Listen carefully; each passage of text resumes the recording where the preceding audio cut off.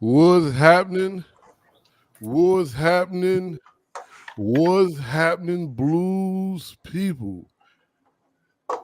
Those of you who've been rocking for me for the many years I've been doing some sort of media podcast should be familiar with that. I think that might have been my first or second open. I've been using the last couple of years because I've been nostalgic, and I hate that word when it comes to the blues. Miss Julie says hello all. Matter of fact, let's throw Miss Julie up here. How you doing? So first and foremost, before I tell y'all what this is or what we're doing, you can go to the Jack Dappa Blues radio Facebook page. That's where one place you can find it. Jack Dappa Blues radio and TV YouTube channel. Another place where we're live and you can find it. The African American Folklorist YouTube channel. Another place where we're live and you can find it. And you can go to Lamont Jack Pearley Facebook digital creator page where it's live and you can find it. And if we are friends on LinkedIn, you will definitely see it. If I need to send links, reach out to one of the six of us and I shall put it somewhere or tell you where to find it yet again, which is okay because we want people actively participating. You know, if you can sit and hang out with us and engage with us, that will be wonderful. So now, to jump on and jump in. Okay, I'm sorry, I was hearing some feedback.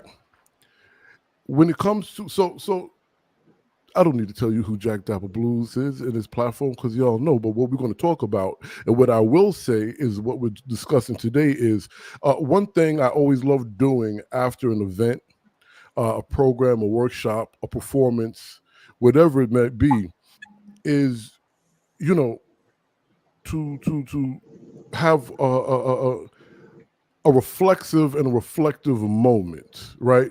Meaning to sit back and look at part of the larger picture. What was done well? What could have been done better? What points, what agendas, what moments were hit? What did we miss? What did we see that we never saw before?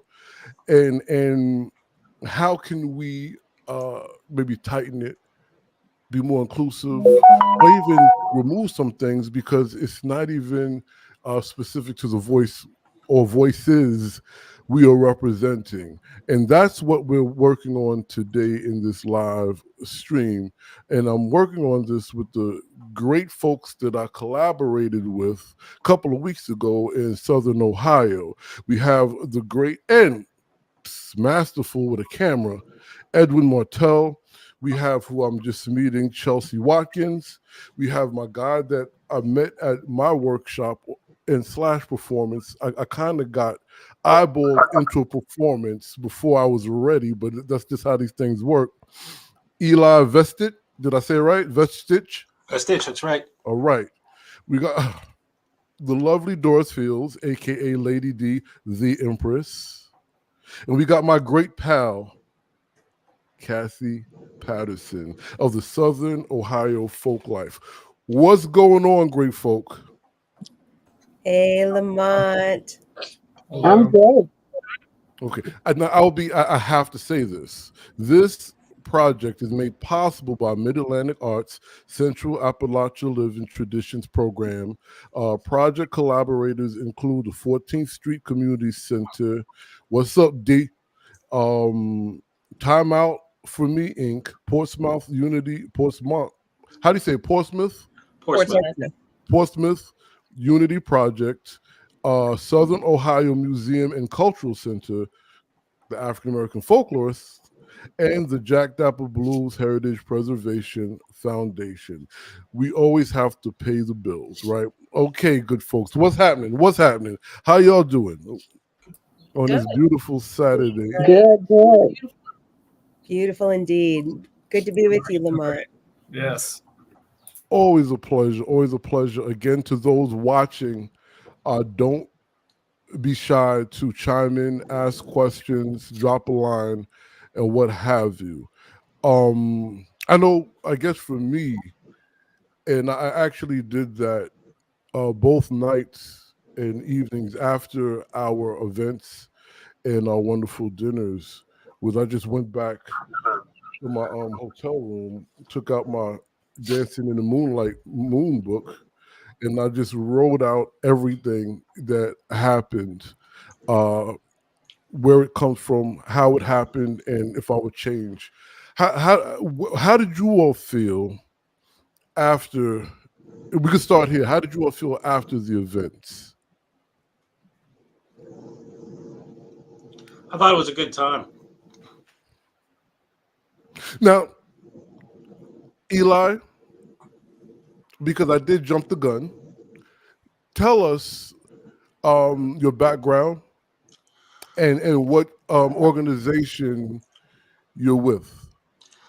Well, I'm representing Portsmouth, Ohio Blues Society with Chelsea here. I'm a professor at Shawnee State University, but in engineering, nothing to do with music. It's just my background.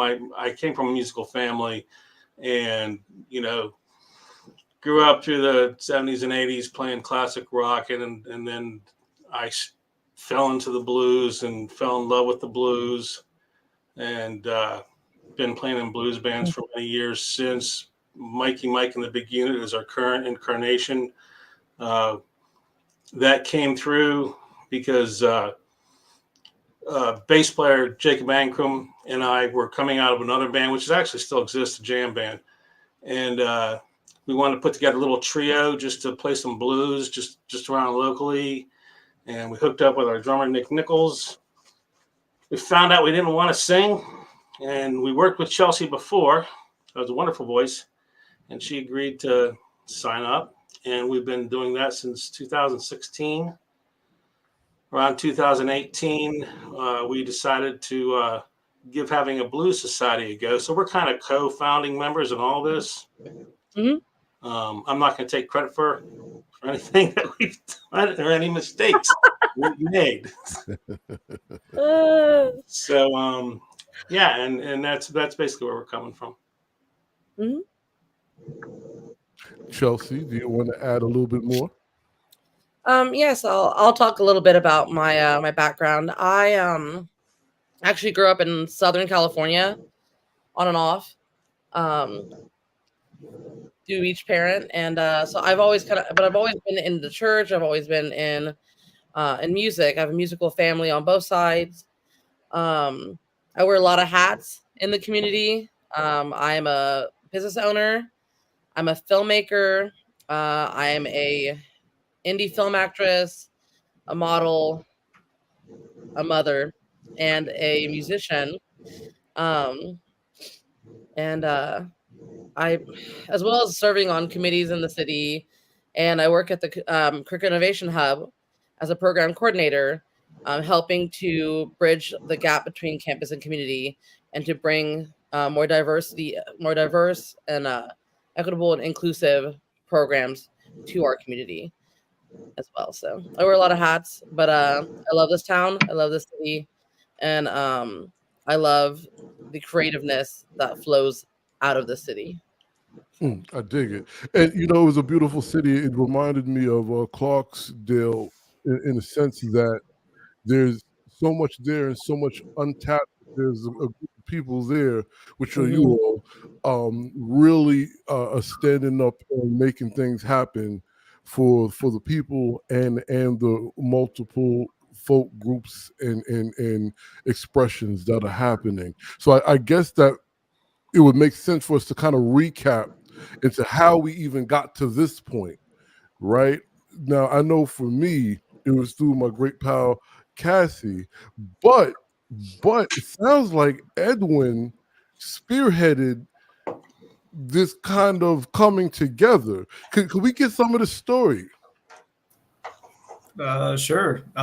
Cassie, help me out if I get some of this wrong, okay? So Cassie and I, we were at a retreat, an artist retreat with the Waymakers Collective. And that's where Cassie, I had already known Lady D from previous interactions. And she introduced me to Lady D, and Lady D kind of told me a bit about what she does, and I was just like, okay, that sounds fantastic. When are you coming to Portsmouth?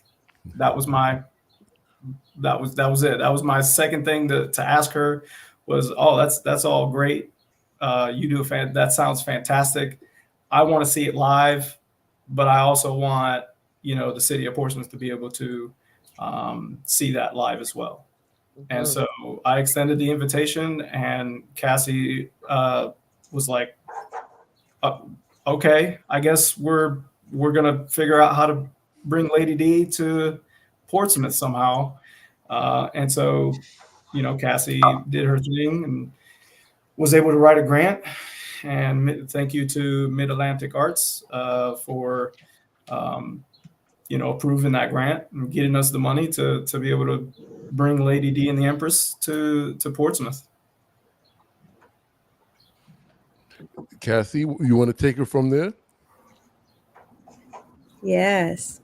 Well, it's just an honor to be able to have Lady D in our community and to be able to see and share with other people, the incredible work that she's done on The Lady and the Empress, and also with Bessie's Blues, which I know we're going to get into a little bit later.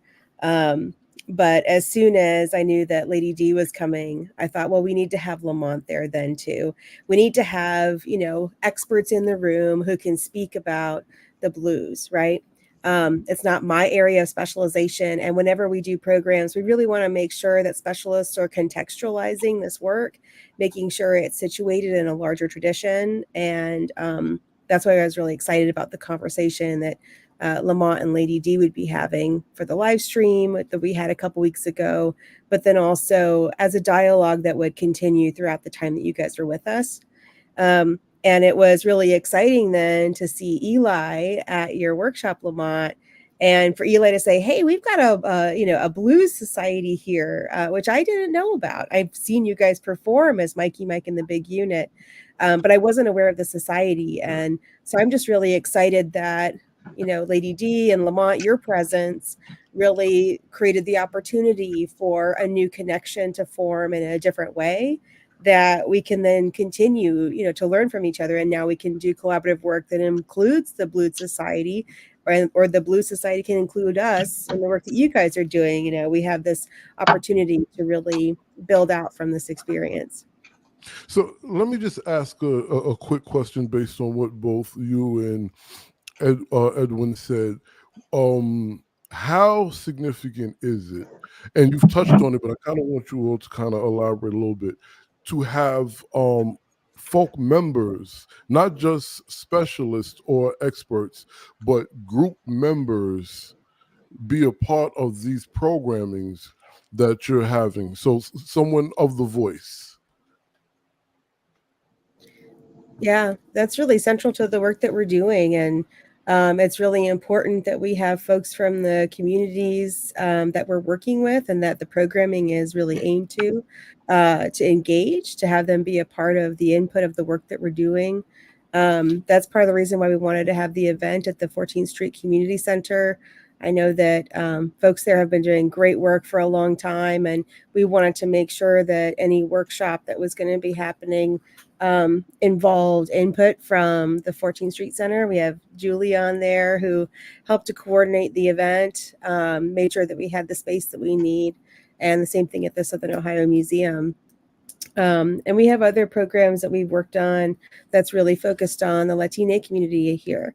And we've really, folks that are on our steering committee for those projects, those have been kind of longer projects that have different outputs beyond, that are different from performance, which we had for this one.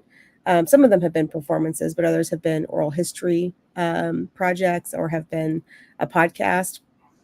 For those that involve a different kind of development of an end product, we especially make sure that we have a lot of input from community members.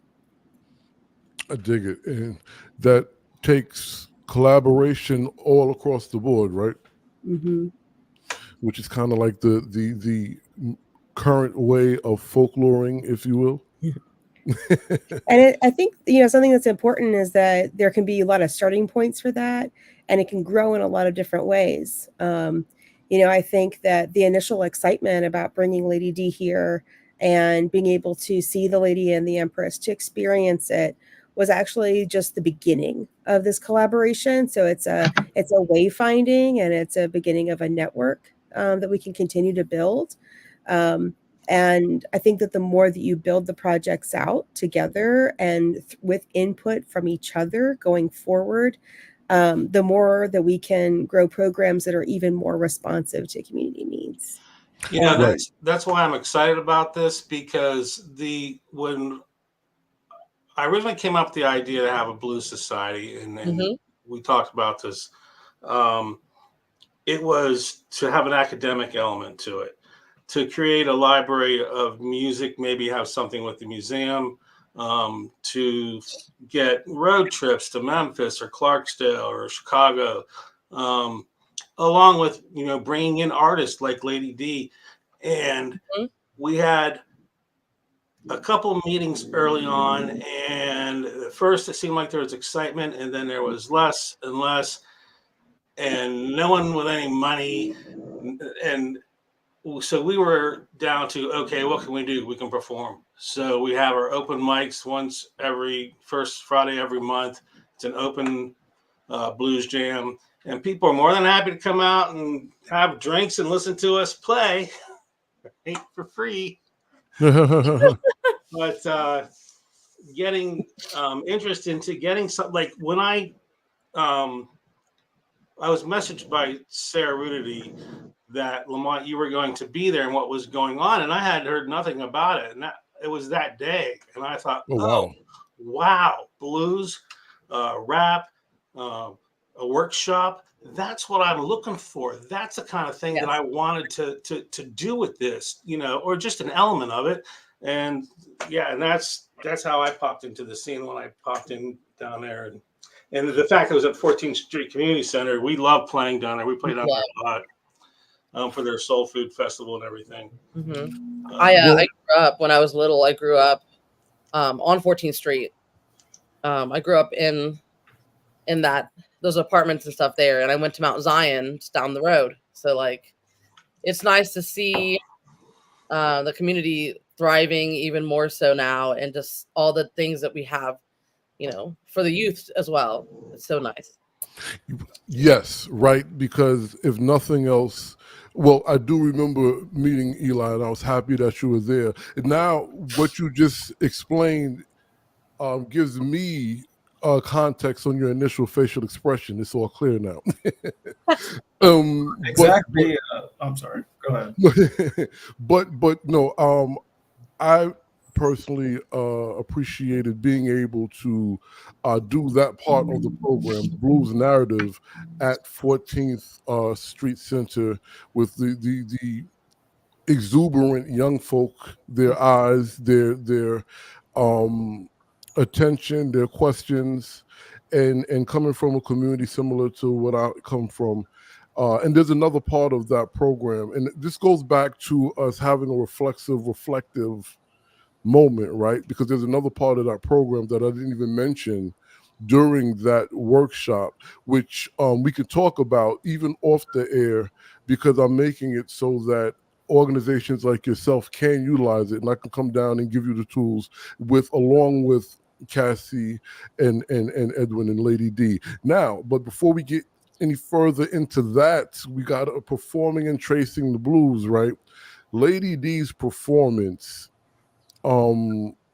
is not just entertainment, but it's not just a performance, but it's extremely educational, right?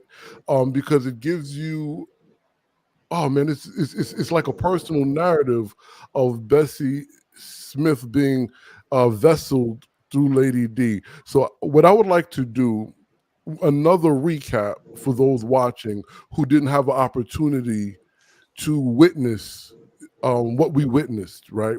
And there's two versions of this performance. Lady D, please give us a synopsis of this blues performance. Well, first of all, thanking Edwin again for initiating this. Sometimes all a great idea takes is somebody to ask a simple question. So that's where it started. And so I really appreciate him doing that, and Cassie following through on the idea. And I also want to give a shout out to my friend Dave Clater. I see he logged on, and he's one of the greatest supporters and preservers of blues that I know in Chester, South Carolina. So, hey, Dave. But being there in Portsmouth was so special, and I had such a great time. And this is actually the 20th anniversary of me performing The Lady and the Empress. I wrote the show near the end of 2003. Well, I wrote it near the end of 2002. And it was something I felt like I had to do. I felt like Bessie did want to channel herself through me. So I went with it. She told me what to write, what songs to use. And so we've been together for a little over 20 years now. And so I was just really happy and excited. And it was such a great time to do the show there in Portsmouth, and it was so well received. I was happy about that. But the show, The Lady and the Empress, which is the full show with the 4-piece band, my band Mission, and then Bessie's Blues is the shorter version with just myself and normally one musician. But when I did Bessie's Blues there, the band had already left, so I used tracks for that, which I do sometimes. And it's basically Bessie telling about her life from when she's growing up in Chattanooga and her start singing and dancing on street corners with her brother Andrew. She's in her boudoir, so to speak, and she's, having a little nip from time to time, and she's telling her story and sort of the highlights and lowlights of her life. I didn't get into a lot of things that people may know her for, but this is what she told me she wants people to know, and so that's what I wrote. And so it has evolved over the years, and it evolves with every audience because I take into consideration what the setup is. I've wanted this to be a show that was easy to set up in any venue that I was invited to. Not a lot of props or things like that, so that's not needed. Just basically Bessie telling her story and singing her songs that she loved. And so I'm just happy that people have been really taken with the show for 20 years. I mean, this is something that's been a part of me for this long, and Bessie is like she's always on my shoulder ready to do this show, and so I have to call on her anytime I go on stage to do it. And so it's been kind of a magical journey with her. So now, what is for you, Lady D, after both performances? You can even break it down to each one, and then we're going to go back around and ask everyone different questions. But how are you feeling after the Lady and the Empress, and then how are you feeling after the I guess children family friendly one? What were you thinking about after engaging the Portsmouth community? Well, it's the fun thing about The Lady and the Empress and even Bessie's Blues. I love it when the audience talks back to me because Bessie likes to interact with the audience in that way. And a lot of times people will say something that might seem off color to a lot of people, but I love that because, and it's Bessie, she has that kind of comeback, because I wouldn't think of these things normally if it was just me, but I love it when the audience chimes in and says things, and it's, you feed off of the audience, and it's a give and take kind of thing. And so that Lady and the Empress performance was a lot of fun because the audience was giving me that vibe. And that was, that's what any artist that gets up on stage for anything, that's what you want. You want the audience to feel something and then give that back to you. So that was really great. And then I guess you call it the family friendly one. But it's not much different from the full show. Bessie's blues performance, that was a great crowd too, and a lot of questions asked during the Q&A. So I like that too. So it's I always feel good doing the show everywhere I go. Like I said, you get different responses, and people react differently to different things said in the monologues, but it's been a great journey with Bessie. So I would like to go around and ask everyone that same question, starting with Cassie. After it was all said and done, what was your thoughts about the eventful weekend? I had a great time. I mean, I loved seeing the Lady and the Empress. You can tell that Lady D has worked on this, but also has been inspired to present this material. And I thought, what you said earlier about, this is educational, it's a performance. I think it's a perfect match of content, and the music is beautiful.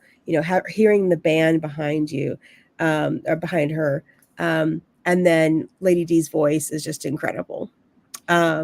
So I think the performances are wonderful. And, as I was sitting there, especially for the Bessie's Blues piece, I was thinking, this I would love to see in our schools. And we talked a little bit afterward about how we might be able to make that happen.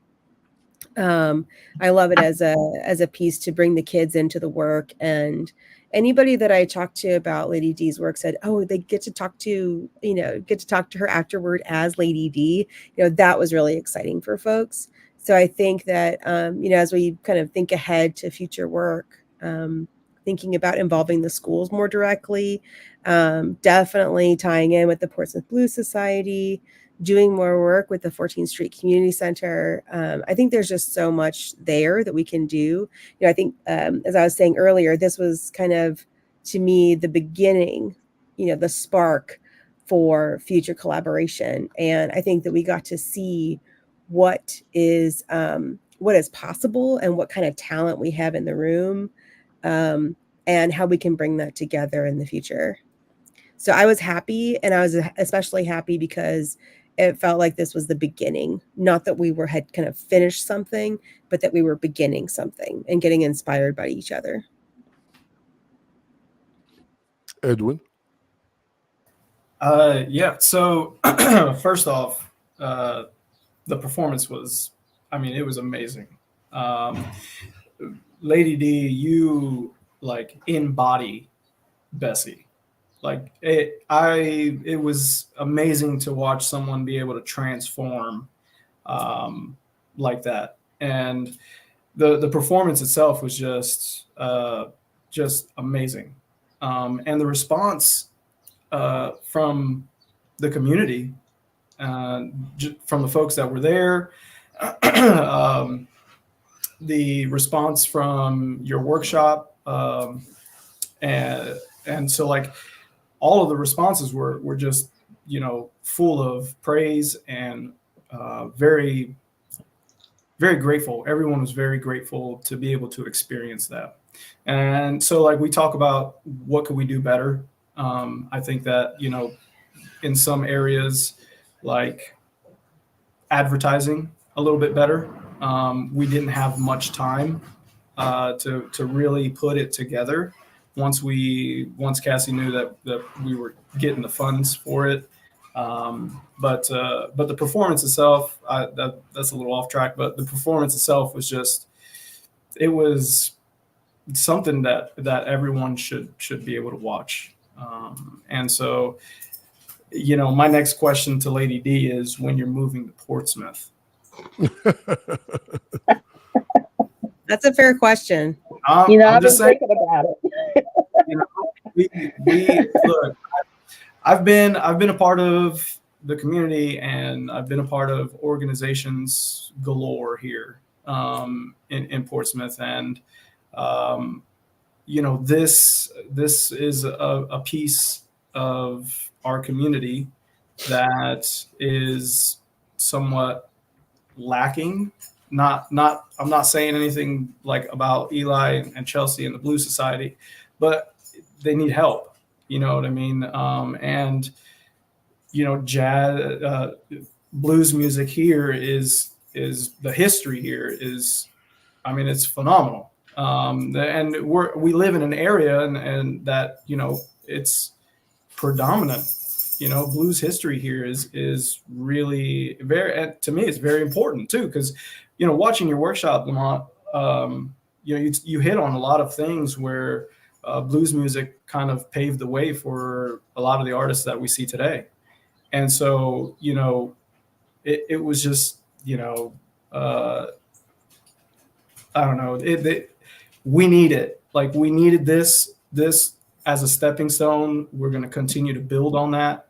And hopefully we can collaborate and help the Blues Society here continue that great work and grow it, just like any other organization that we want to help. Something else that I want to say about the performance, Lady D, there's something that really stuck with me during that performance, and it was the part where Bessie was talking about how she wasn't afraid of hell and the devil. Tell the devil to come, that whole skit that you did there. And then at the end, where she was afraid of the devil and hell. And it just that really, I don't know why that really stuck with me. But it did. And it was a fantastic performance. Thank you, Edwin. Thank you. It was. I just have to, for the sake of context, jazz comes from the blues, so it's okay, but it's not the blues. And I'm not getting on you. I'm just telling you for audience members, some people do use it interchangeably, because when you think of the olden days, the classic blues where women like Bessie were singing in front of big bands, or guys like Bolden down in Storyville, that's the beginning of jazz, but that's actually blues. Now, with that being said, I want to bring, and again, not for our audience members, particularly if I didn't say that, somebody will be in my DM, hey, why didn't you say this? So I just want to get that out there real quick. I want to bring Eli and Chelsea into the conversation, because Eli made mention about wanting to do not just performative, but more educational and interactive engagement of the blues and of the blues culture, right? With your society. So I'm just wondering, what kind of programming were you all thinking about? Anything really. When we first started doing our performances, our open mics, I used to, before each song, give a little explanation on the history of this song. This was written in 1952, or you may have heard Eric Clapton perform this song, but did you know that it was originally recorded by and we wanted to get, the idea of, like I said, road trips, bringing people in, workshops. It's frustrating because there doesn't seem to be you need community to do these things. Yeah. And we just don't seem to get the interest in it. Like when we did the Blues, Brews, and Barbecue and the festival, it started out with great intentions. We got through the first year, and I think they made the mistake of doing it. I was on the committee as to find talent, to find musicians to play, along with another individual who kind of ran. He had a lot more pull than I did. I was just the guitar player that they brought along to validate his opinion. Oh no. That's kind of how it went down. And then by the time we tried to do it second year, well, COVID hit, so that got canned. And we tried to do it after COVID, and there was backlash from other members on the committee that they wanted to bring in country acts, which is a huge, huge genre in this area. Okay, and we were like, well, it's called blues, brews, and barbecue blues, right? And we'll get more people that way, because that seemed to be the bottom line, is drawing more people. So that's frustrating. But to get back to the original point, yeah, just try to get something more academic out of it, than just go. And I love performing. That's a huge part of it, But there's more, right? It shouldn't be just a venue for us, Let me ask you all a question. Have you connected with the International Blues Challenge and the Blues Foundation out in Memphis? I tried to get it set up as a chapter with them, and I don't think they're doing chapters anymore, because their website, I can't find anything. Maybe I'm not looking in the right place, and if someone knows, send me the link. Yeah. We've been invited to challenges in Huntington. It's just something that by nature we're not real competitive, and yeah, it'd be great to go and go down and win and play in Memphis, but it's just like Battle of the Bands and things like that. I've never been a huge competitive person like that. And I think that's probably felt by most of the band. And we all wear different hats. Like Tony, our saxophone player, he's the band director at the high school. Okay, Chelsea's an actress. She's a business owner. She's an entrepreneur. Okay, she's got all kinds of things going on. Our bass player is a painter. So it's when I first started this, I was kept saying to myself, I got to find somebody who has the time and the effort to really take charge of this, so I can ride along and have a good time, play guitar. And he never showed. He never appeared out of the sky. But you gained people to help you, though. Yeah. We all kind of take lead on a lot of those things. Oh, yeah. So you gained a family. Well, I just want to say, Eli, I did mention to you before, but I was serious. If you need help on anything like that, I would be glad to do that. I organized a Jazz and Blues Festival for 6 years. It's not easy at all. No money is ever made, but you do it because you love to do it.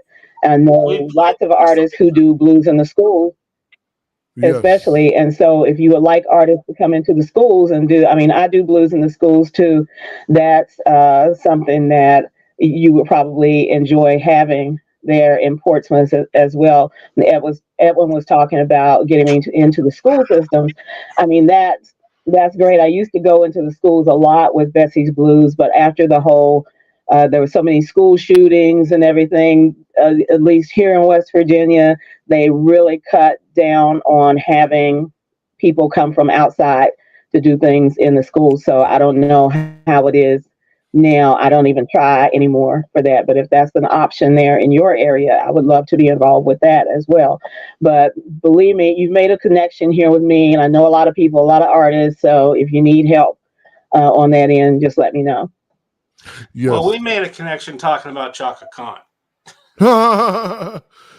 Chaka Khan, that's my girl. That's why I ended up going to your performance, because like I said, I didn't even know what was going on. I showed up at Lamont's workshop and we started chatting and you mentioned Chaka Khan, I was like, well, I got to go see this woman tonight. I got to Absolutely. go. And it was fantastic.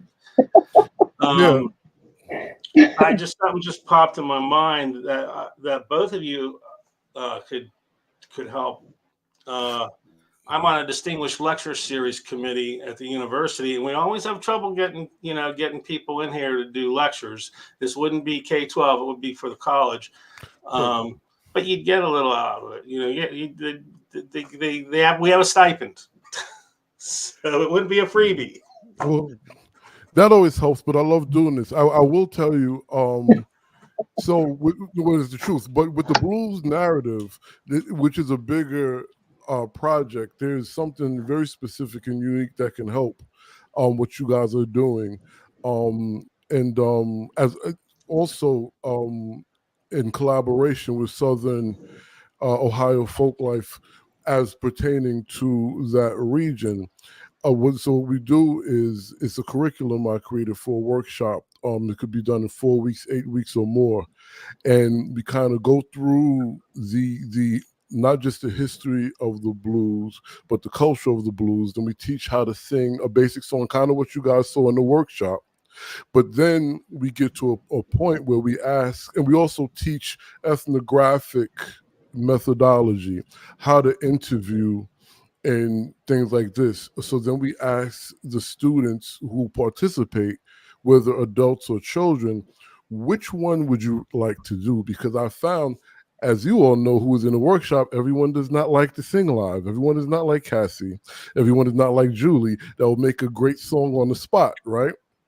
Some people, they may just want to interview either the performers or older people who are part of this program. So we teach the basic 145 and how to do what you saw, and we teach how to interview and document. And then we send them out to do this, work on a song, work on ethnographic interviewing based on this program, and then we all come back together, reconvene, and work on creating a segment of a festival that could be implemented at any festival where their works, whether it's the ethnographic work or their songs, can be performed at said festival. So if you want that curriculum, that's a Jack Dappa Blues original. I can come partner with Cassie and Edwin again and Lady D, and we can come down there and rock and roll. Let's do it. Fantastic. Let's go. I love that idea. Yes. And Cassie and I also have connections to the schools around here. And so, like, we can definitely network and pull out our contacts and see, what we can do with what we got. Now, Cassie, who has the new podcasting studio? Because we never really got into that while we was out there. Yeah. So first of all, Julie put in the chat that the Portsmouth Little Theater may be a great spot to perform in the future. So I love that idea. They put on really great programming. I'm a member. Oh, great. Well, maybe you could say something about it then. Chelsea? The Portsmouth Little Theater is, I think it was founded in 1803. And we do all kinds of shows from all different genres. It's a community theater. And so we have, I think, 6-7 shows a season. And it's a really, in workshops as well. So it's a really good way for the community to come out and have a good time. We, like I said, we do all, I think we're doing Shawshank Redemption is the one that's coming up next. And that will be in June. But yeah, it's we have a Julia Marlowe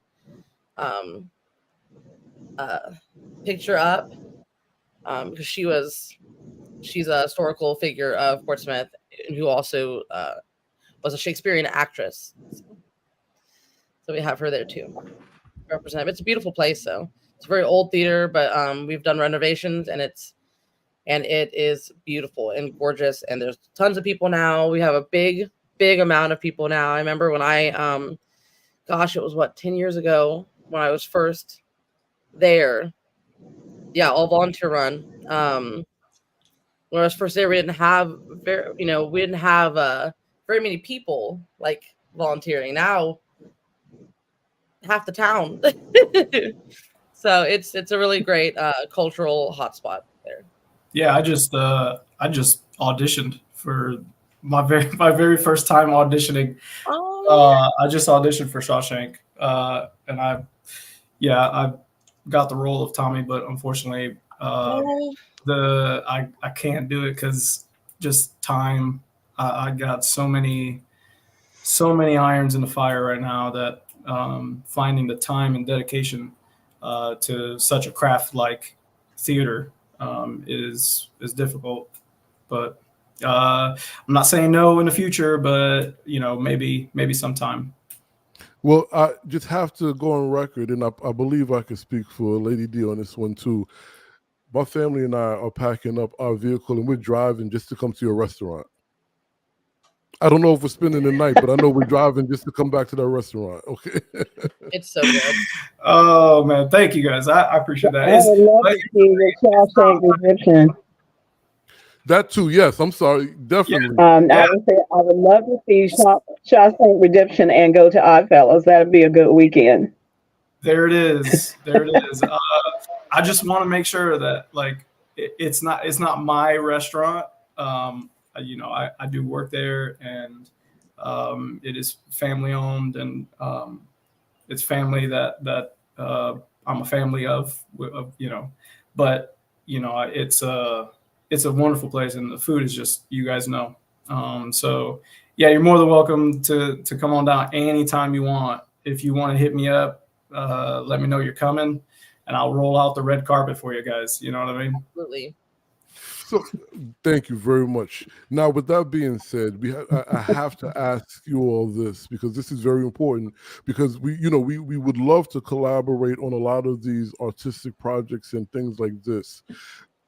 But just for those watching that are either one interested, one looking to do it, one learning from our conversation, or one maybe philanthropists who can actually help us, what are some of the things that we need to think about when preparing? What are some of the steps? What are some of the things that need paying for? So I guess Cassie could really put a lot of this into context for you guys, but I'll throw in a couple of 2 cents in there. Of course, funding for the artist, first and foremost, you know what I mean? Making sure that you guys are paid for your craft. I think that's very important. Venues. If there is a venue that you're looking for that requires payment, I think that's. But in this here in Portsmouth, we have resources available to us that maybe some other towns and cities don't have, and so like Portsmouth Little Theater and the museum, both great places that offer offer the venue for artists to be able to perform. Making the invitation, right, Cassie?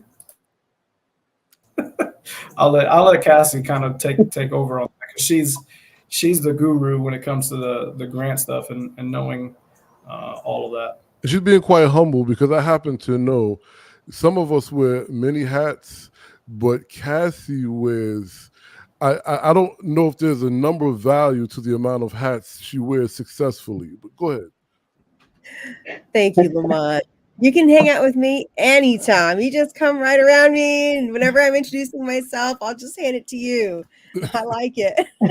I'll be just humble in the corner, and you can just shout my accomplishments. I love it. But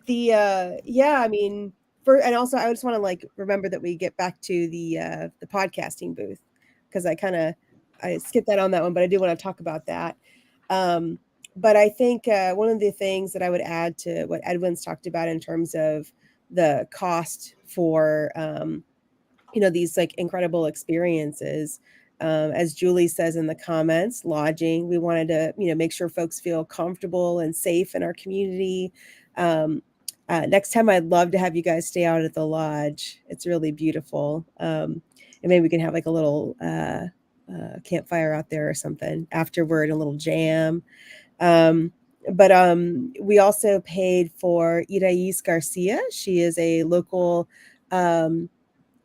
content designer and marketing strategist, and she just moved back to town from Mexico. And Irais did all of the marketing for our work. She did all the graphics, making sure it looked consistent, looked good. So just a shout out to Irais for her good work. And she's looking to grow her business as well as a newcomer to the community after having graduated from Shawnee State.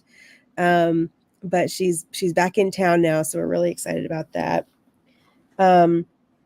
I think that's, the travel, lodging, graphic design, artist fees. And I also paid for some assistance with advertising, because I knew that we had a really tight turnaround from when we knew about the grant funding until when we were going to have the performance. And I didn't want that to hinder us having a good crowd. And so I know somebody else who does some marketing work, my friend Amanda Page, who also has a nonprofit in the area called Scioto Literary. Thank you, Amanda. She's a local from New Boston, so I know that she knows everybody and where to send stuff. So when you need to get the word out, Amanda is really great for that. So I think just those strategic partnerships and thinking about who can do what.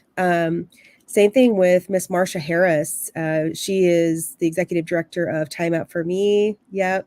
And she has been for over 20 years as well, been working with youth in the area to really think about holistic well-being, self-esteem, and mindfulness, just teaching young folks the skills of life, taking them out to get experiences. She brings them out and does a collaborative project out here at the park with Jenny Richards every year, having the kids from the 14th Street Community Center get out on kayaks and canoes and get to experience the park and know that that's a resource in their community that's available to everybody. So I think that, having the relationships that can help to bring something to fruition is really important, and to help to get the word out to relevant folks. Eli, I can't remember if it was Drew Carter that sent you the link. What's happening, Drew? Yeah. It was Sarah. Oh, Sarah Rudity. That's Sarah, right. but I ran into Drew. We love Drew. We go way back with Drew. We do. Yeah, I think that one of the great things about living here is that you can do something that is special. A lot of us can do something that's special because not only is there space to do it, there's space for ideas, but there's also just an incredible amount of support. If you're interested in doing something, a lot of times you can get a lot of folks who are behind you saying, yes, please do that. We want that in our community. Mm-hmm. And that's why I'm glad that we're connected now, better with Eli and Chelsea to say, okay, you guys have been doing this work in this community, and how can the work that we're interested in doing support each other? Finding each other is really beautiful.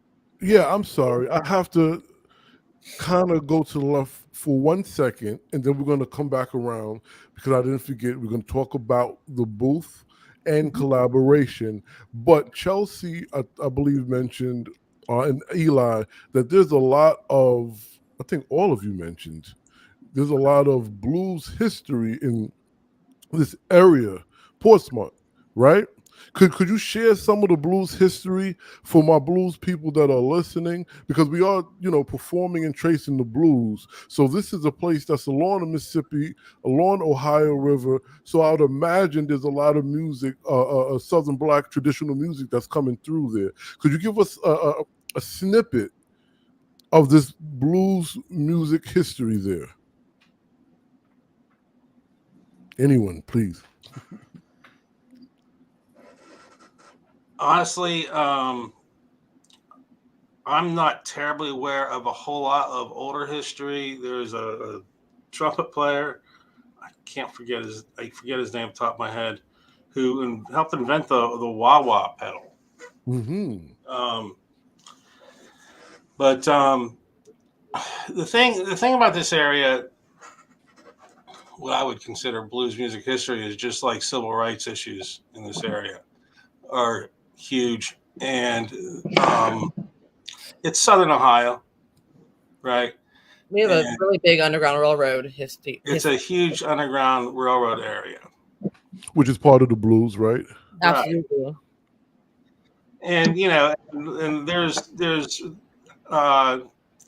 it's unfortunately an area where you're going to run into more than a few Confederate flags hanging on trailers and flying from pickup trucks and things like that, which frustrates me because it's just like, okay, I go down the river to the Ripley House or the John Parker House, and just the richness of the tradition of what happened there. What happened there? We don't know. What other house is this? Who is this person you're talking about? Uh, You're talking to a folklorist, so I have to put everything in context. The Ripley House is where it was the Uncle Tom's Cabin was the inspiration. That was the inspiration for the book Uncle Tom's Cabin. Okay. Okay. God, someone help me out here. What's the name of the reverend that ran the Ripley House?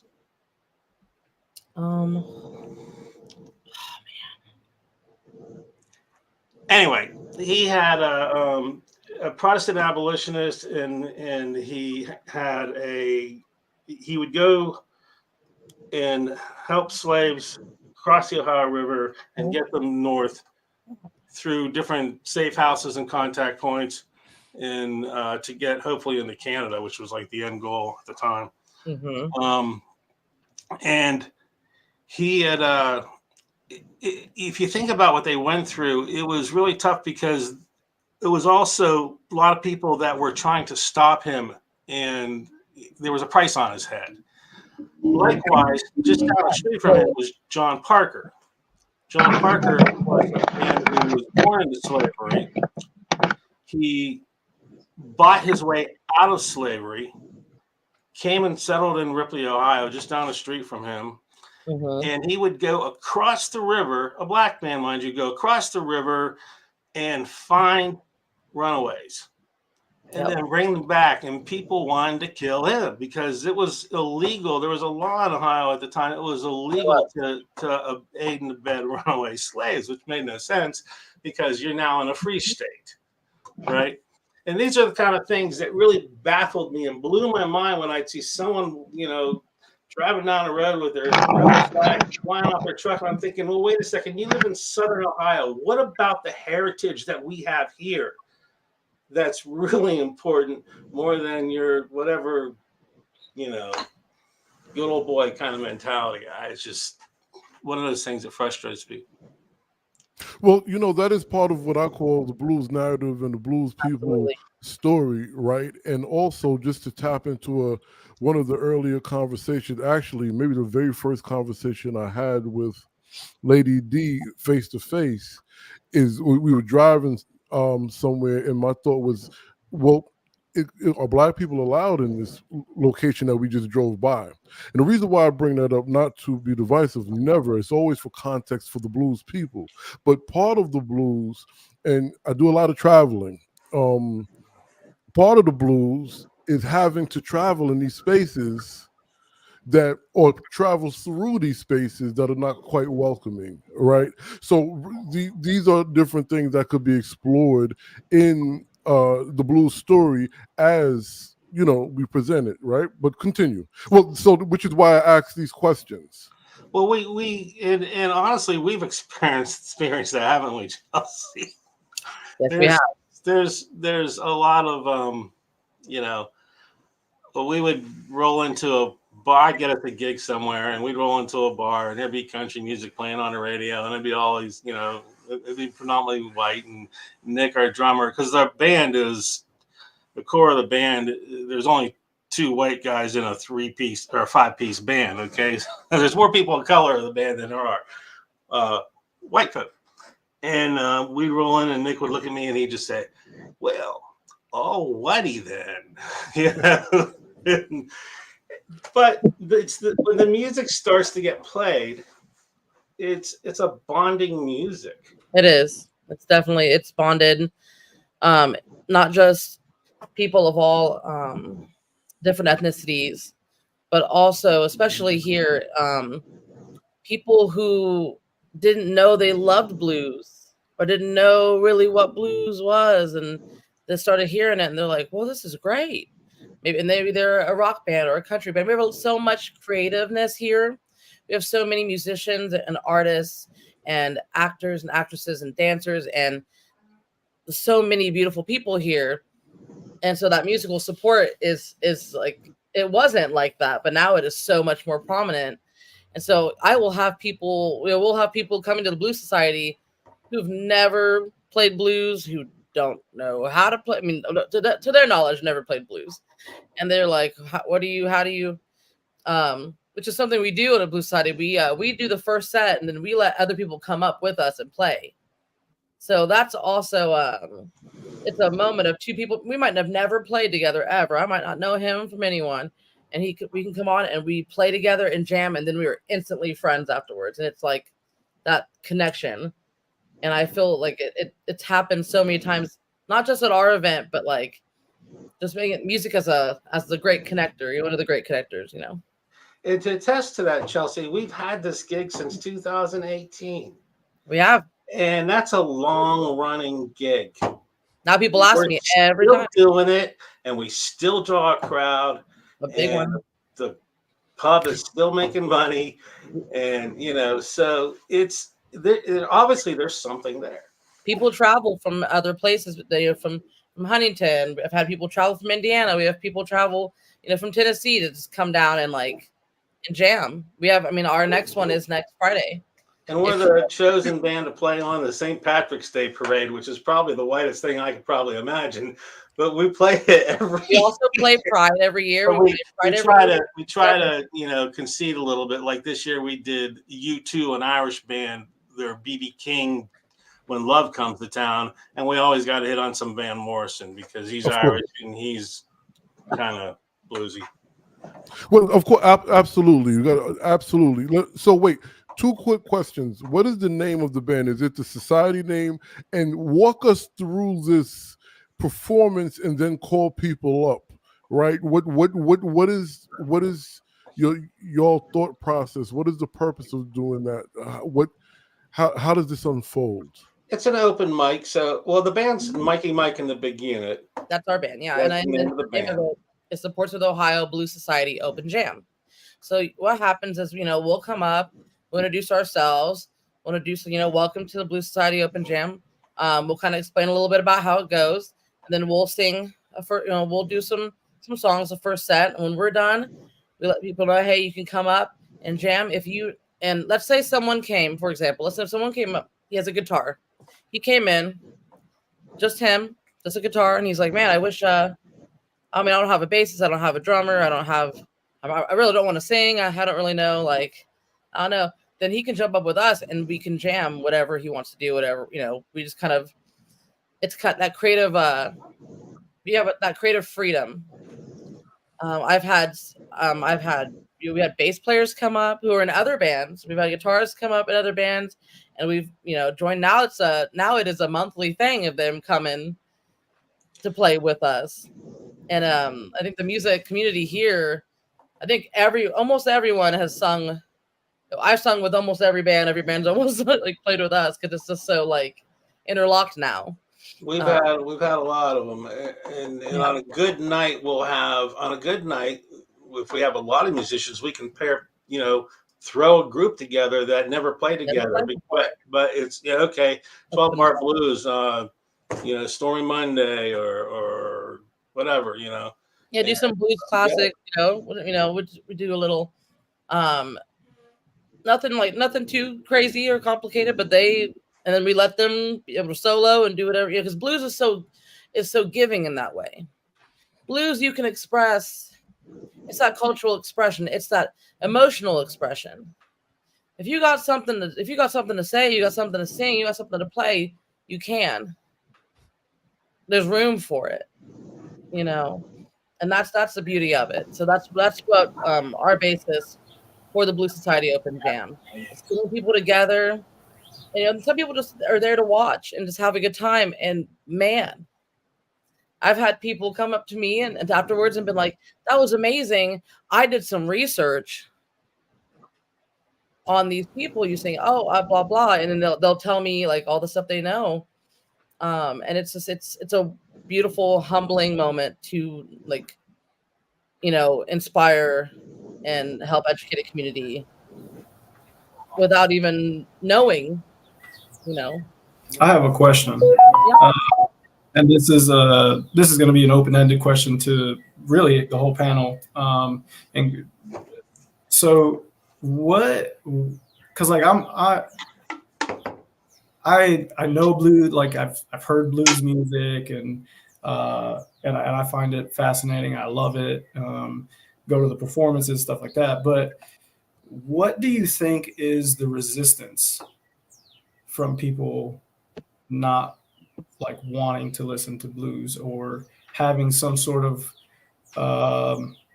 you know, like, because for some reason, you know, everyone's is explaining at some point meeting people that don't like want to hear it or don't. Is it the lack of education of where blues music came from or where, you know, what it has done for the musical industry, or is it because social implications, my brother? Because it's a black? No, social implications, racial implications, economic implications. The blues is the butt-naked truth. When you think of acoustic blues, turn of the century blues, you think of Jim Crow, you think of slavery, you think of a lot of things that multiple ethnicities and specific political and economic classes don't want any parts of. You know, it's a stain for a lot of people. You know, the families that left the South, you know, for their life, they don't want no parts of that. You know, so it's what the music implies and what it reminds people of. I'll pass it on. Well, one thing that I run into a lot, and it's not just the blues, it's like a lot of the music that I've played throughout the years, because one of the biggest criticisms I've always gotten was, why don't you play songs we know? You know, right? It's like, why don't you play something that's on the radio or, you know, people are streaming today, you know? Well, because number one, I'm not in this to make $1 million. That train sailed a long time ago. I don't care about that. And number two, I want to have fun and enjoy myself and play the music that gives me pleasure and gives me joy. And so a lot of people just aren't familiar with the music, but once they listen to it, once they check it out, a lot of times you got a new recruit. I think that I know my issue has mainly been, I mean, you know, we're part of the music community, part of the creative community, and sometimes if we're having a gig or a show, other creatives are also having gigs and shows, so they can't come support like they want to. So what happens is that, you know, we have all these creatives all over town performing. And then, you know, because us creatives, we support other creatives, but it's the general population that sometimes, you know, on one hand, they're like, there's nothing to do in Portsmouth. On the other hand, they don't come to any of the creative things or any of the, you know, things. And that could be I don't know if it's a lack of promotion or if it's just like they don't think they'll like it, so they're not going to go. There's a lot of misconceptions with blues music. I had someone tell me they thought it was all sad. They thought all the time. They thought it was just like sad, slow music. I was like, no, not always. Because there is different styles of blues. Julie, I have been working on it. I've been trying to get a music festival and a film festival going. I was asked, why do I perform slave music? Ooh, I've got that slave comment before. I was like, You know, I want to jump in here because anytime I get asked a question like that, it's like I'm on a soapbox. So I feel like this is a soapbox. And I just want to say that, like I said earlier, I've organized a blues festival. It went on for like 6 years, and then we just had to give up on it because the city that I'm in, Beckley, West Virginia, at that time it just wasn't. I had also had hosted a radio show called Simply Jazz and Blues for 6 years also, and that sort of morphed into the festival. And I had lots of followers for the radio show, and but when the festival came around, there was literally no real support from the city itself. And a couple of businesses that I personally went to try to get support sponsorship was wondering, like, what is your target audience, which I knew really meant, or does that mean that a lot of Black people are going to be coming into town? And so I had to assure them that in most blues festivals, the audience is usually 98% white. So, that's not really an issue. And I've seen that all over. Most blues festivals, the audience is mostly white. And that sort of goes back to what Bessie is talking about in the show, that, back in the early days, the Great Migration, a lot of Black people, once they moved north, they wanted nothing to do with the blues. They didn't want reminders of Jim Crow or slavery or anything like that. So a lot of Black people don't support blues to this day. It just doesn't, they don't feel like it affects them, or they think it's old, slow music too.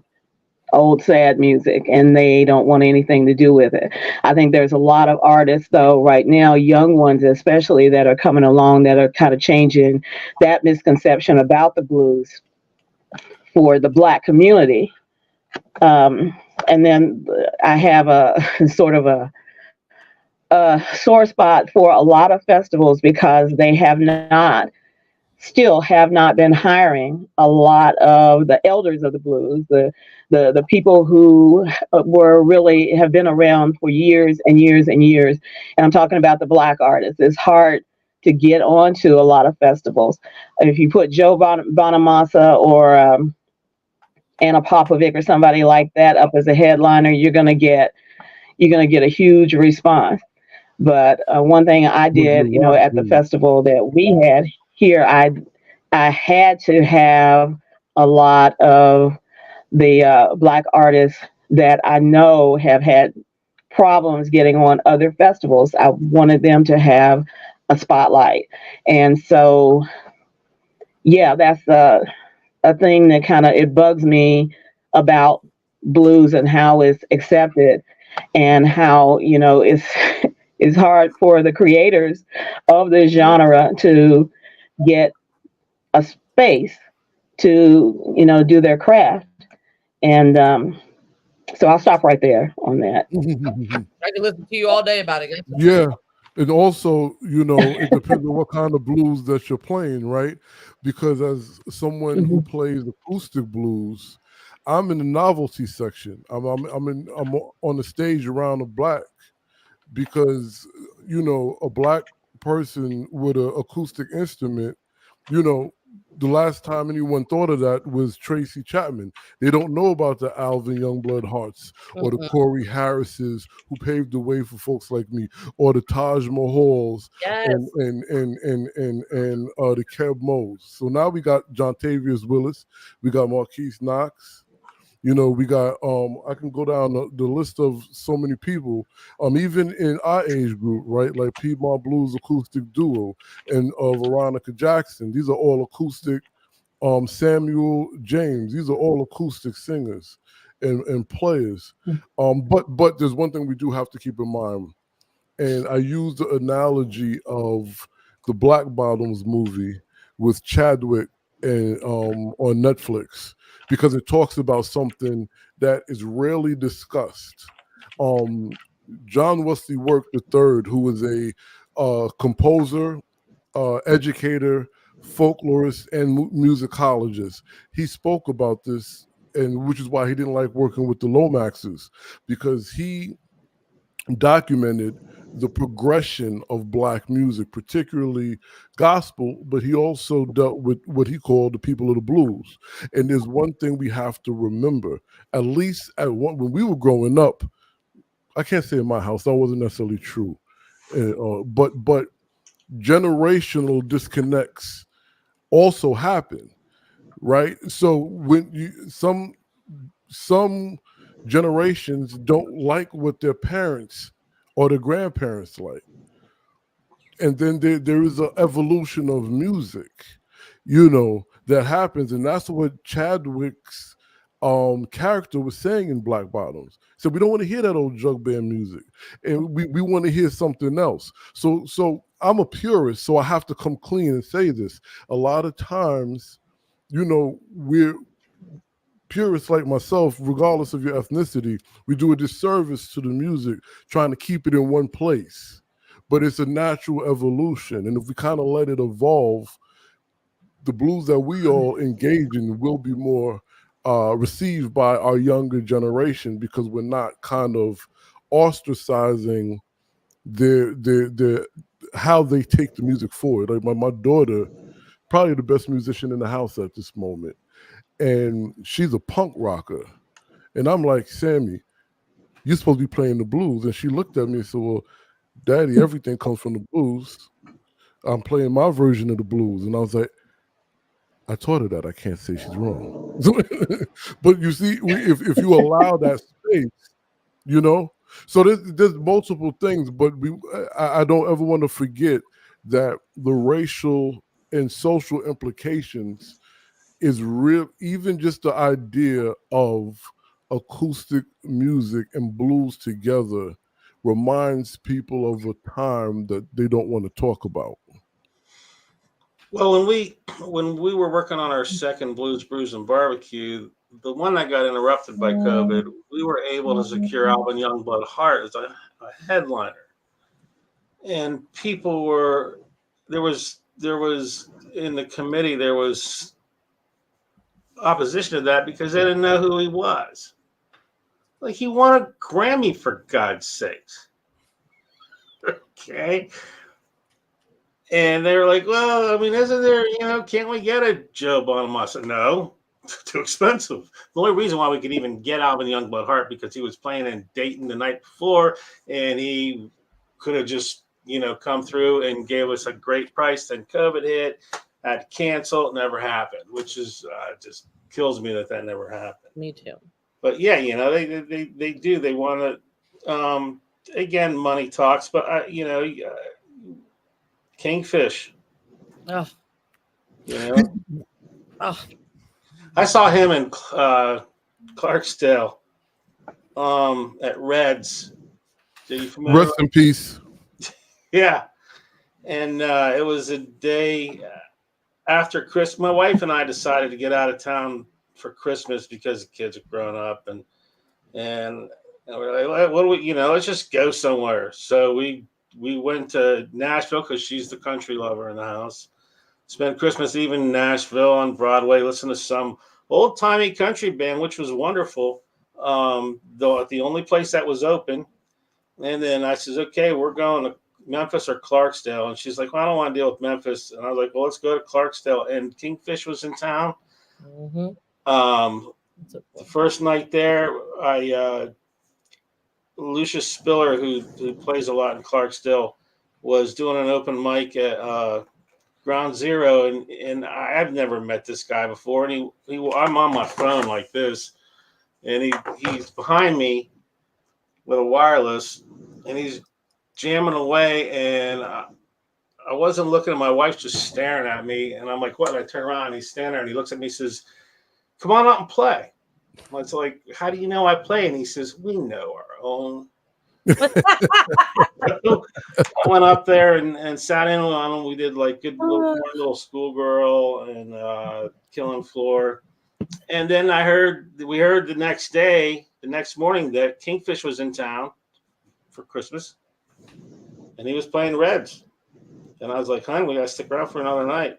And there's Lucius.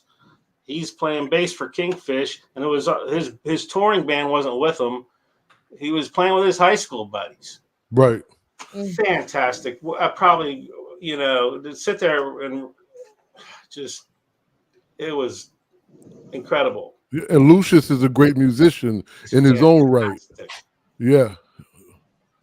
Yeah. Well, I could talk about blues for the rest of the night, and as I know as everyone else can. But I as we get ready to wrap up, I would love to come back to the I believe it's at 14th Street Center and the podcast studio or booth. What's going on?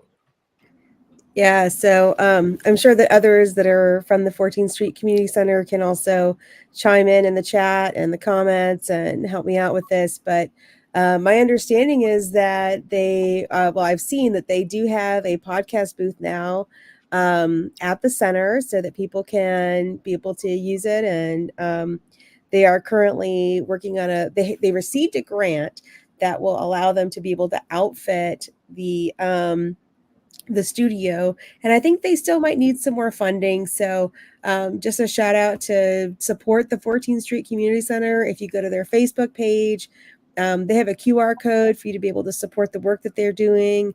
They've been around for over 90 years serving the community. One of the things that I'd love to do when you come back, Lamont and Lady D, is to have you guys check out the studio and to think a little bit about how the center, to talk with them about how their plans for using it, but then also to be able to talk about how you guys, especially Lamont, how you use radio in your career and in your work, and how you're connecting it to the deeper histories that you're researching through your MA work and through your folklore work.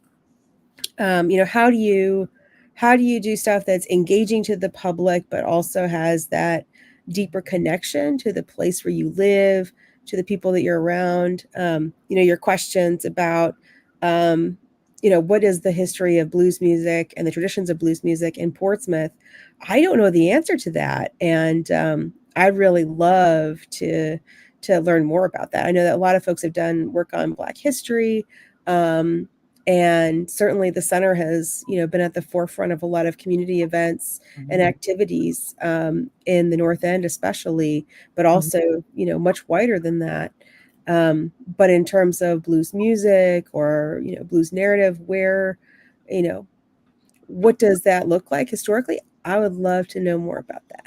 That's a great question. And that's something that I've tried to dig out of people before, and no one really has any answers for me, because I was thinking maybe doing something with True Fight and putting together a research project on the musical history of Portsmouth, Ohio, that isn't really known, because apparently there are people that came out of here, but no one really knows exactly who they are. And there had to have been clubs where people were playing music and having that had to exist. But where's the history? Where's the stories? I used to hear stories from my grandma when she was here.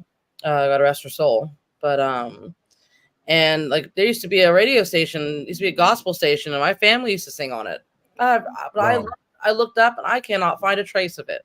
Mm-hmm. I have reached out and talked to people. I was already trying to plan to reach out to Dr. Fight, and since I have a stronger relationship with the Southern Ohio Museum and Cultural Center now. I definitely feel like more things are coming, and we can definitely partner on that. We do the art walk together. The Curriculum Innovation Hub is part of the Arts, Culture, and Innovation District. So we do a lot with the Southern Ohio Museum and Cultural Center, and I'm as well as poetry events and stuff that we've had there. So I'm on the I am a member of the Poets Against Racism and Hate, and the so. I dig it. I dig it. So wait, before we move forward, real quick, Poets Against Racism and Hate. Share with us this organization. How do you guys engage the community? And then I guess we should go around to everyone as we close to get your organizations and how you engage the communities and what we're looking, forward-looking message, if you will. Starting with Chelsea and then Edwin. I actually just became a member of not only the Poets Against Racism and Hate USA, but also the Ohio Poetry Association. I read poetry for the Ohio Underground Railroad Whistle Stop Poetry Tour that happened in Portsmouth, and we had people come. We had a beautiful. It was at the museum. We had a wonderful Maureen Cadogan did a phenomenal exhibit there with pieces like actual like shackles. We had quilts. It was the way it was set up was beautiful because on one side you saw the struggle, and then when you came back around, it was the hope. So there was that beautiful symbolism there, and we had several local poets read, and they had classes and all kinds of things. So it was a big, huge event. Afterwards, we all became members. Just being able to see that impact and seeing how special the organization was. And now that I am a member of both those organizations, I plan on definitely using that to partner with more. But the Southern Ohio Museum and Cultural Center was the ones, and Jenna and Charlotte were the ones that really got that together. Yeah. Edwin and Lady D. What was the question again? So the organizations that whatever you have not discussed organizationally that you're doing, engaging the community and like a forward, because you're doing a lot. I mean, that was one of the best conversations I've had when we were waiting for the ladies to join us, and that was a great drink recommendation. But I don't know if we have enough time. Yeah, I could have talked more too. I didn't know that was a full question. We both could talk. So let's condense it. Let's condense it. I don't know if I can. I'll start with Southern Ohio Folklife, of course, board member, along with advocate for Latin culture and history. As you can tell, wearing my Puerto Rican shirt. What else? Trillium Project, a board member, also an artist. It is an organization kind of geared to help artists, local artists, be seen by the world that we know here in Portsmouth. And so trying to be, we were trying to be like a vessel to get local artists mixed with local businesses and city and try to kind of tackle that public art scene. What else? I'm on the Shawnee State University Athletic Board. I'm also a part of, I just had a podcast the other day with Bloom Where You're Planted with Laura Womack. I won Community Spirit Award from the Chamber of Commerce. Man, I'm all over the place. I do a lot of volunteer work. A lot of hats. Right. I'm a board member of Watch Me Grow Ohio, which is a great organization that kind of ties in agriculture with the youth and teaching them ways to kind of sustain food-wise.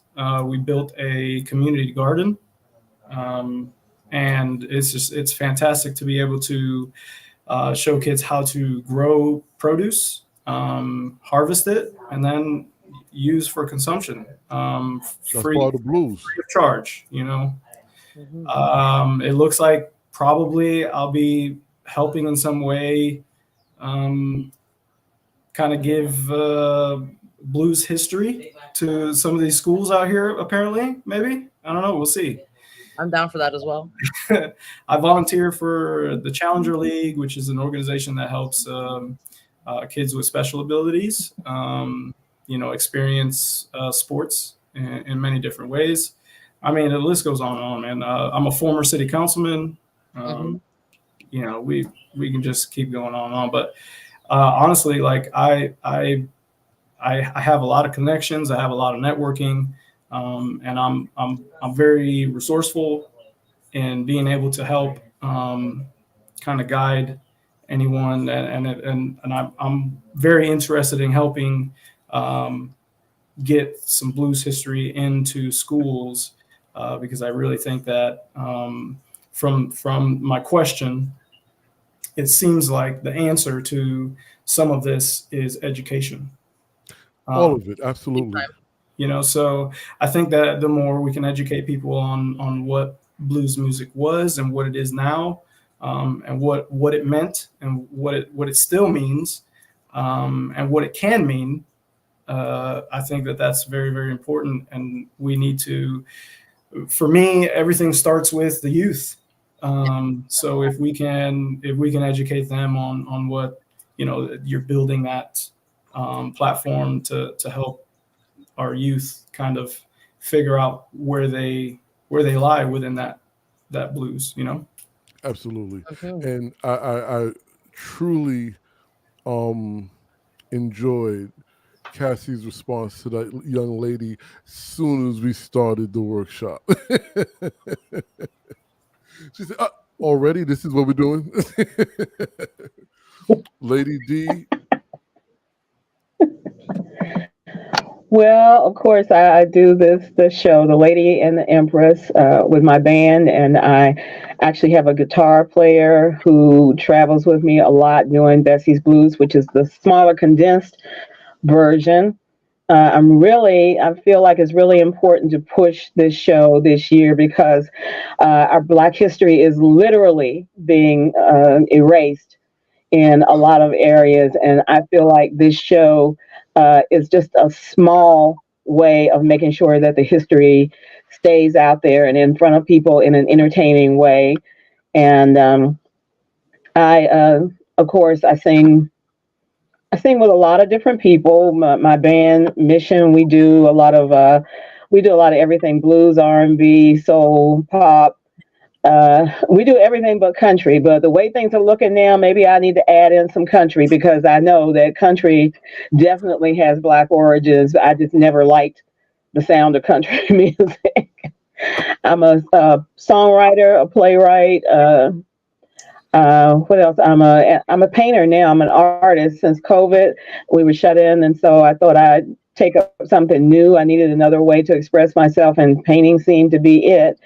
And so I'm really obsessed with painting now. And I sort of pushed my way onto the Bill Withers Memorial Statue Fund Committee here in Beckley a couple of months ago because I love Bill Withers, and I just didn't feel like things were moving fast enough or in the right way. So I got myself onto the committee, and so now I'm really involved in things. The festival that's also here that's just been sort of a gathering so far. So hopefully in the next couple of years, I can help that to be built into something a little larger and more worthy of Bill Withers. And Lamont, I really would like to talk to you about doing something along the lines of a podcast or just some type of an interview to talk about Bill Withers, because that he was blues also. Really, you may not, a lot of people may not think of it that way, but he was definitely country blues. Yes, ma'am. But yeah, I got a lot of things going on, and Yeah, and I have a series of videos. I'm working on the last one right now called Those Who Came Before, and it's about the history of Black musicians in West Virginia. So I talked to a lot of people here about who influenced them in West Virginia and also Black culture here in West Virginia. So I'm on the last video right now, and then hopefully I can get some more money to start on a second series of those videos. So that's what I got going on.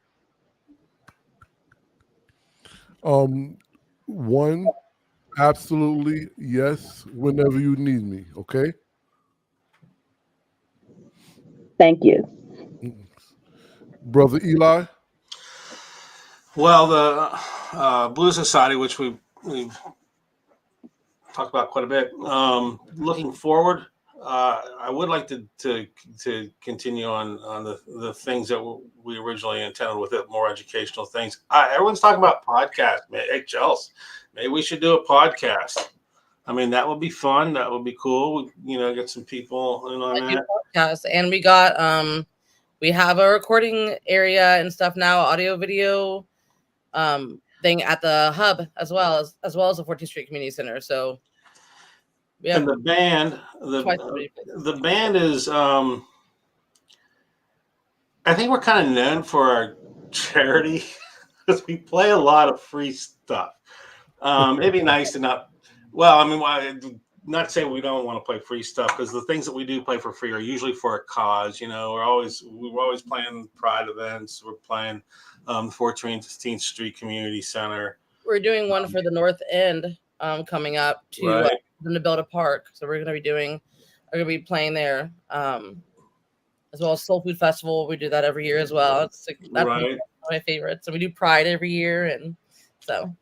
But I'll tell you, watching Lady D's performance, the way it was melded, the acting and the music, I was just sitting there thinking to myself the whole time, we could do that. Chelsea is an actress.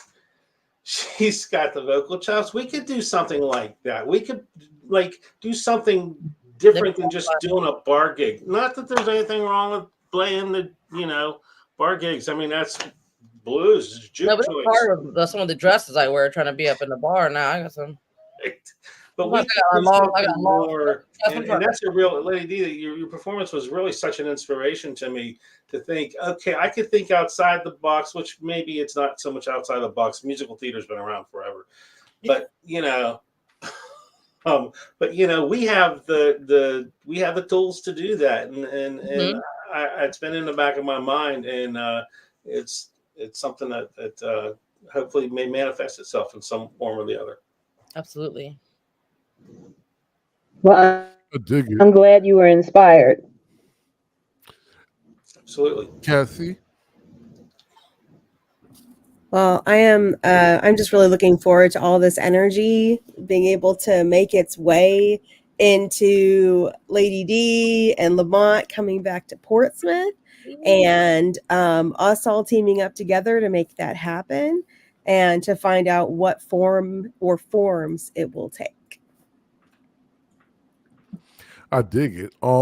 So what I usually like to say, and I guess this is part of being an ethnographic interviewer, is there something that you thought or hoped would be asked that was not?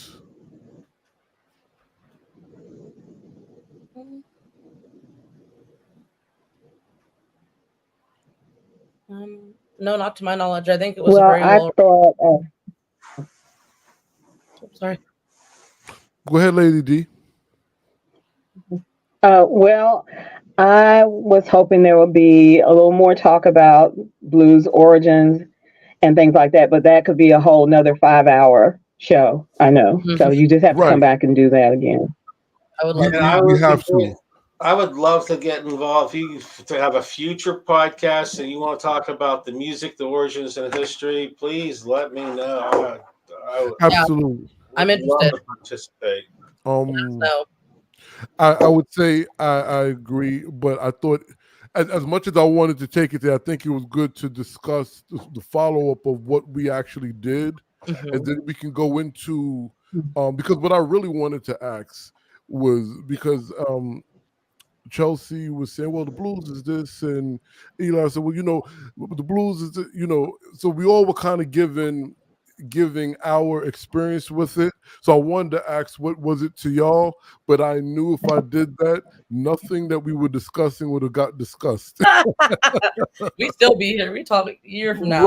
Right. So I had to dial that back. So what it sounds like, folk, we'll be back doing this again, where we can really call it tracing the blues, and we could just trace it for ourselves and what it actually means, because it does mean it's multivocal, right? Yes, absolutely. All right. So no, with that being said, good people, thank y'all for hanging out with us. And with Julie, thank you. You were a gem when I met you, and you're a gem today. And everyone else who watched, thank the 5 of you. And we will be doing this again. Remember, good folk, always be a representative of your people's narrative. Make sure you're putting it in the proper context, because there's always somebody willing to tell your story. You need to be there to tell your own story for your own people. And you're going to learn them blues anytime you come to Jack Dappa Blues, because that's what we do here. Okay. All right, good folk. Thank you, Lamont.